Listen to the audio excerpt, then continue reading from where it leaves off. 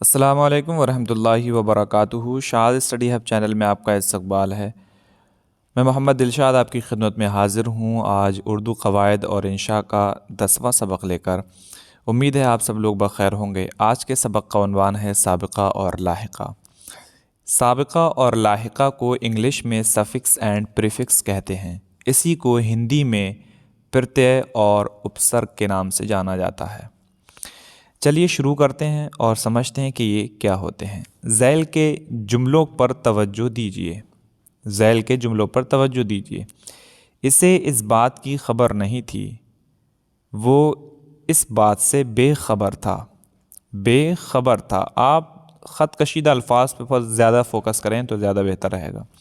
تم یہ کام آسانی سے کر سکتے ہو۔ تم یہ کام آسانی سے کر سکتے ہو۔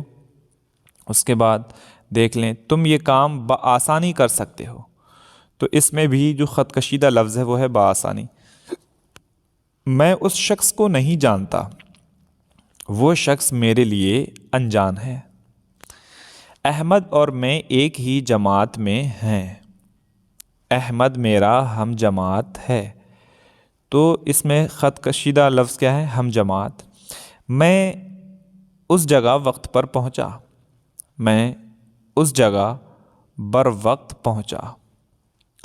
تو خط کشیدہ الفاظ کو آپ ذہن میں رکھیں کہ بآسانی، انجان اور ہم جماعت، بر وقت۔ اس کے بعد اس کی قسمت اچھی ہے، وہ خوش قسمت ہے۔ وہ خوش قسمت ہے، تو خوش قسمت کیا ہے؟ یہ خط کشیدہ لفظ آپ دیکھ لیں۔ اوپر کے دونوں جملے معنی اور مفہوم میں یکساں ہیں، البتہ دوسرے جملے میں خط کشیدہ الفاظ میں کچھ فرق ضرور ہے۔ آپ بات سمجھ گئے ہوں گے، نہیں سمجھیں تو ایک مرتبہ پھر سے دیکھ لیجیے۔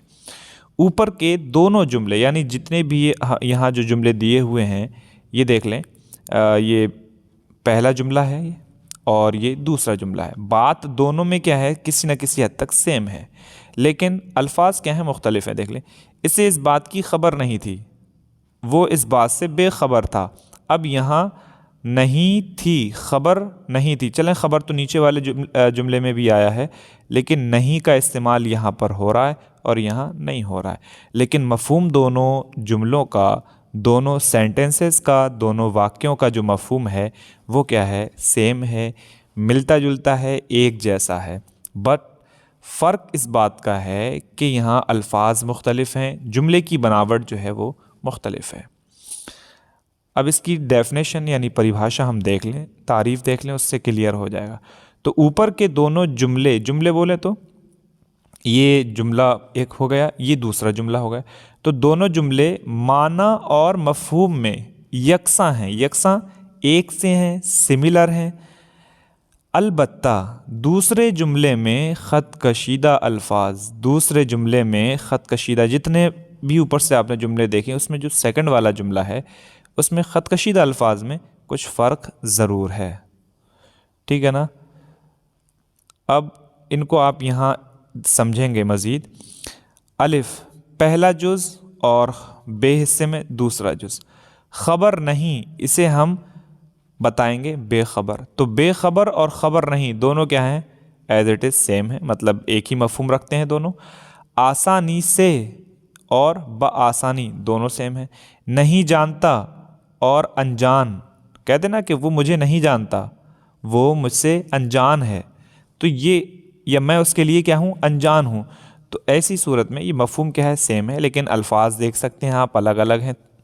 ایک ہی جماعت میں ہم جماعت، وقت پر بر وقت، اچھی قسمت، خوش قسمت۔ تو اب اس میں آپ کو دیکھنا یہ ہے کہ اس خاکے میں دوسرے جز بے کے الفاظ کی بناوٹ یوں ہے۔ بے کے الفاظ کی جو بناوٹ ہے، مطلب حصہ بے میں جز بے سمجھ لیجئے، حصہ بے کے الفاظ کی بناوٹ یہ ہے: بے خبر، بے اور خبر، با اور آسانی، ان اور جان یعنی انجان، ہم اور جماعت یعنی ہم جماعت، بر یعنی بر اور وقت مطلب بر وقت، خوش اور قسمت مطلب خوش قسمت۔ تو اب یہاں انہوں نے اتنا سمجھانے کے بعد اس کی تعریف آسان لفظوں میں یہ لکھی ہے کہ بامعنی الفاظ سے پہلے لگنے والے حروف یا الفاظ کو سابقہ کہتے ہیں۔ کیا کہتے ہیں؟ سابقہ۔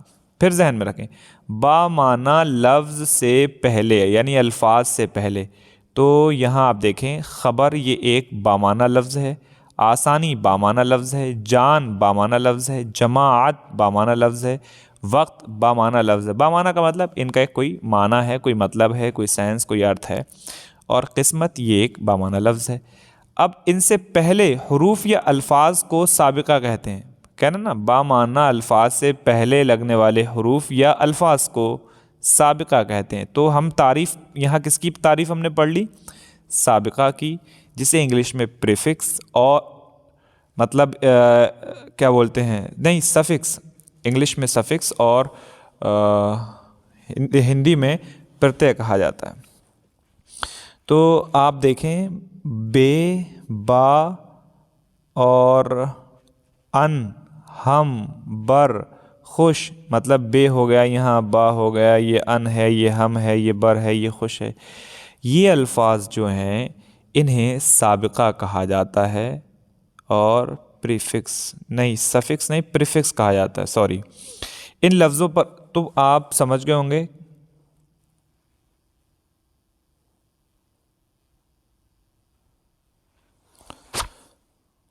یہ آپ کو سمجھ آ گیا ہوگا کہ یعنی سابقہ کسے کہتے ہیں۔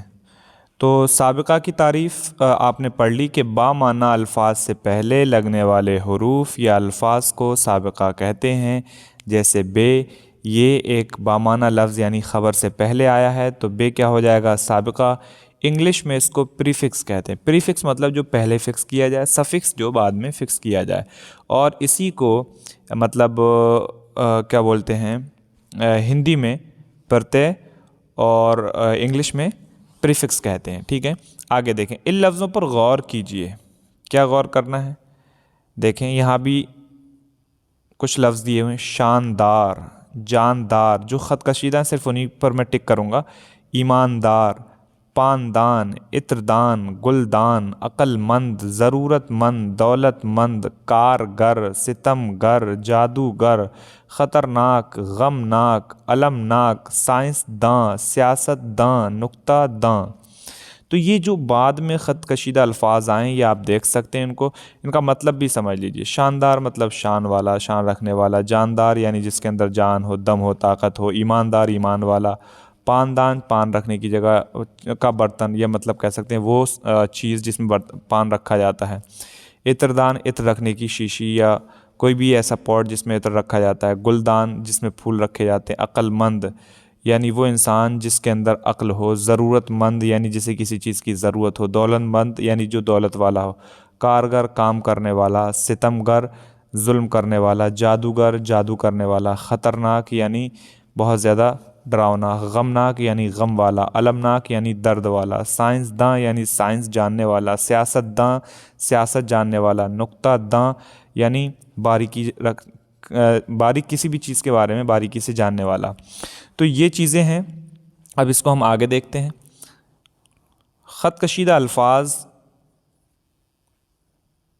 خط کشیدہ حروف سے پہلے جو الفاظ آئے ہیں ان کے اپنے معنی مکمل ہیں، جیسے شاندار، دار کیا ہے؟ خط کشیدہ ہے، لیکن شان کیا ہے؟ اس کا ایک اپنا معنی ہے نا، کہتے ہیں کہ اس کی شان بہت عظیم ہے۔ کہتے ہیں عقل مند، تو اس میں عقل جو ہے یہ مند ایک خط کشیدہ لفظ ابھی آپ نے دیکھا، عقل جو ہے اس کا ایک معنی ہے، ٹھیک ہے۔ تو خط کشیدہ حروف سے پہلے جو الفاظ آئے ہیں ان کے اپنے معنی مکمل ہیں، لیکن خط کشیدہ حروف کے ساتھ مل کر ان کے معنی بدل جاتے ہیں، یہ لاحقے ہیں۔ تو لاحقے وہ ہوتے ہیں جو بعد میں جوڑے جاتے ہیں، چاہے وہ کسی بھی لینگویج میں جوڑتے ہوں، اور اگر شروع میں جوڑے جاتے ہیں تو ان کو سابقہ کہتے ہیں۔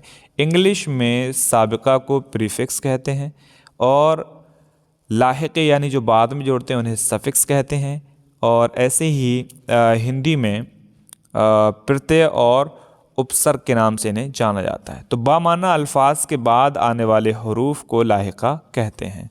امید ہے کہ یہ سبق آپ کو سمجھ آ گیا ہوگا۔ کسی بھی طرح کی کوئی دقت پیش آتی ہے تو آپ کمنٹ باکس میں ضرور پوچھیں۔ آپ کو اس کا حل انشاءاللہ فراہم کیا جائے گا۔ دیکھتے رہیے، سیکھتے رہیے اور اسے دوسروں کے ساتھ شیئر کرتے رہیے تاکہ دوسرے اس سے فائدہ اٹھائیں۔